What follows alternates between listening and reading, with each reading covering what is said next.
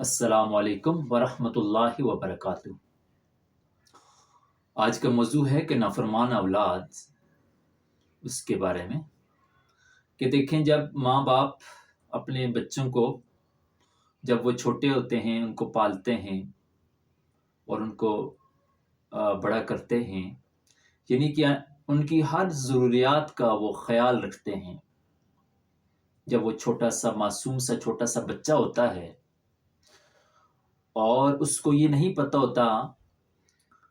کہ میں نے کیا کھانا ہے یا کیا پینا ہے، یا میں نے واش روم جانا ہے، اور وہ بول بھی نہیں سکتا اور وہ چل بھی نہیں سکتا، چھوٹا سا اور معصوم ننھا سا بچہ ہوتا ہے، اس کو کچھ نہیں پتہ ہوتا، تو ماں باپ اس کو بڑے طریقہ کار کے تحت اور اس کا بڑا وہ خیال رکھتے ہیں، اس کے بار بار اس کے پیمپر بدلنا، اس کو کھانے کا خیال رکھنا، پھر اس کو بولنا بھی سکھاتے ہیں، پھر اس کو چلنا بھی، اس کی انگل پکڑ کر چلنا بھی سکھاتے ہیں۔ جب وہ بڑا ہو جائے اور اس کی اگر اچھی تربیت نہ ہو تو وہ ماں باپ کا نافرمان ہو جاتا ہے، پھر وہ ماں باپ کو برا بھلا کہنے لگتا ہے کہ آپ نے میرے لیے کیا کیا ہے، آپ نے اپنا حق ادا نہیں کیا،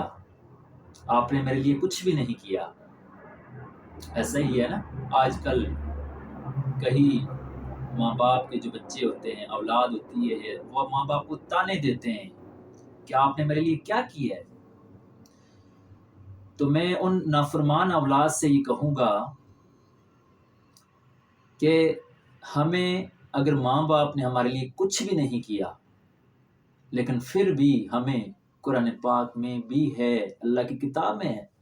کہ ماں باپ کے آگے اف تک نہ بولو، اف تک نہ کہو، بلکہ ان کی عزت کرو، احترام کرو۔ تو میں ان نافرمان اولاد سے کہوں گا، تو آپ پوچھتے ہیں کہ ماں باپ نے ہمارے لیے کیا کیا ہے، تو وقت یاد ہے کہ جب تم بول نہیں سکتے تھے، جب چل نہیں سکتے تھے، جب آپ واش روم نہیں جا سکتے تھے، جب آپ کھا پی نہیں سکتے تھے، تو انہوں نے پال پوس کے آپ کو بڑا کیا، آپ ان کا حق ادا نہیں کر سکتے، تو آپ ان سے یہ کہہ ہی نہیں سکتے کہ آپ نے میرے لیے کیا کیا، بلکہ آپ کو اف تک بھی نہیں کہنا چاہیے۔ ماں باپ کی عزت کرو، احترام کرو۔ اگر انہوں نے آپ کے لیے کچھ نہیں کیا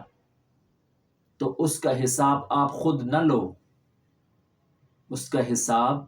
اللہ تعالیٰ بہتر جانتا ہے لینا۔ تو آپ کچھ بھی کر لو، آپ ماں باپ کا حق ادا نہیں کر سکتے۔ چلو میں مانتا ہوں کہ انہوں نے آپ کے لیے کچھ نہیں کیا، آپ کی تربیت نہیں کی، آپ کو پڑھایا لکھایا نہیں ہے، آپ کا مستقبل نہیں سنوارا، تو ٹھیک ہے، لیکن آپ ان سے حساب نہیں لے سکتے، آپ کو پھر بھی ان کی عزت احترام کرنا پڑے گا۔ اور کیوں اللہ نے کہا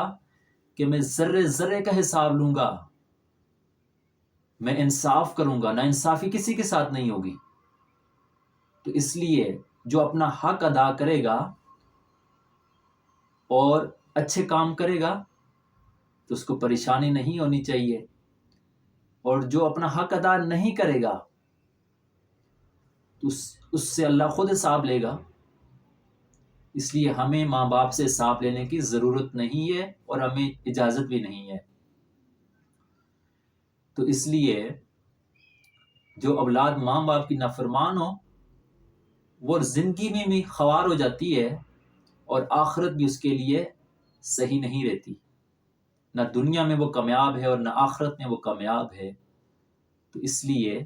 اپنا راستہ سیدھا کریں۔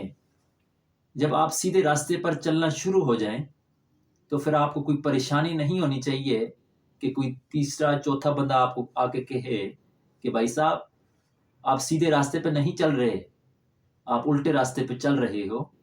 تو پھر آپ کو پریشانی نہیں ہونی چاہیے، کیونکہ آپ کو یہ پتہ ہے کہ میں سیدھے راستے پہ چل رہا ہوں۔ اپنا راستہ سیدھا کریں،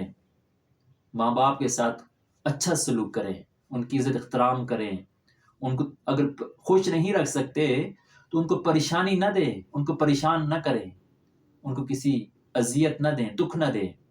ان سے دعائیں لیں، اپنا راستہ سیدھا کریں۔ انہوں نے اگر آپ کا کوئی حق ادا نہیں کیا تو آپ کا کام نہیں بنتا ان سے پوچھنا، انہیں اللہ تعالیٰ پوچھ لے گا۔ تو اس لیے